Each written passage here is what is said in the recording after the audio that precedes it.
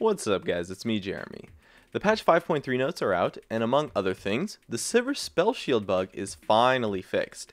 Anyways, let's go over the major changes that occurred as well as my rundown and analysis of patch 5.3. Let's get started. Starting with the changes to champions. There were a few, but not too many major ones. The first being that Sona actually has a bug with her base stats, which turns out to be a pretty decent buff. And it's only going to last a short time while Riot tries to fix the bug, so the base stats buff will definitely help her a reasonable amount if you can take advantage of the bug while it lasts. Next is the most significant champion change, which are the Ahri nerfs. Increased mana cost on her Orb of Deception and lowered damage on her Foxfire, as well as lowering the max targeting range of her Foxfire and ultimate. The mana cost and damage nerfs are actually kind of insignificant, and so I would honestly expect Ahri to still be really strong in the next patch, potentially even one of the strongest mid laners still.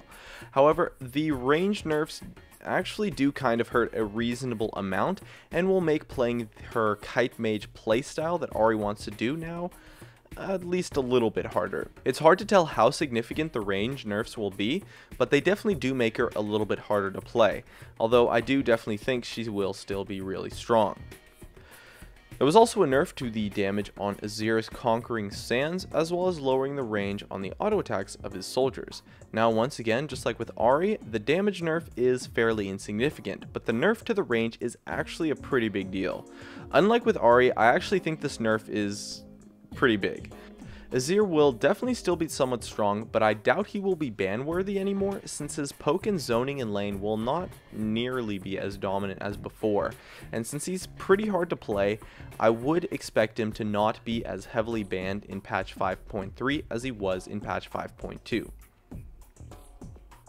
And now for some of the minor changes. There was a nerf to Gnar in that his Mega Gnar form will last 4 seconds less, and the debuff after his form changes will last for 2 seconds longer. This should make abusing Mega Gnar in lane a little bit easier to face, but it actually doesn't really affect Gnar that much in teamfights, since you were never really going to get more than one Mega Gnar form off anyways, so it only really hurts his laning power a reasonable amount, and as such he'll definitely still be really strong. And Gragas had the slow on his barrel increased, which is a pretty cool buff to Gragas support among other things, but it's not really a huge buff, so he'll still be pretty weak. Kassadin also had the damage on his Null Sphere reduced, but it's not really significant since his mobility is of course just as insane as ever. And now for the items. Both of the upgraded versions of Farsight Orb and the Green Ward version of the Warding Totem received major buffs. Wow, like holy cow, these items are actually now ridiculously overpowered, and if you're going to stick with the orb or the totem for the entirety of the game, you should honestly upgrade them the instant you hit level 9 when you back. Farsight Orb now drops a ward that cannot be teleported to, but reveals enemies who pass through it, and of course the ward lasts for 60 seconds.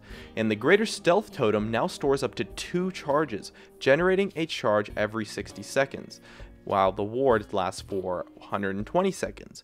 If you're using these trinkets without upgrading them, you're actually going to be missing out on a ton of value from the mere 250 gold it costs to upgrade them. They're well worth it and will easily pay off as the game goes on, so I highly recommend picking up these newly buffed items.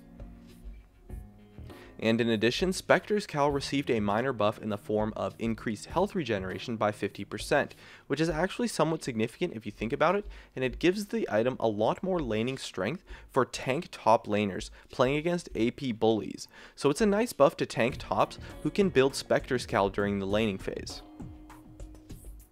And lastly, the new game mode Nemesis Draft is finally being released. It's a game mode where you draft the champions that your opponent plays for them, and I played it a little bit on the PvE, and honestly I don't know, it was okay I guess, but it definitely wasn't as fun as I thought it would be.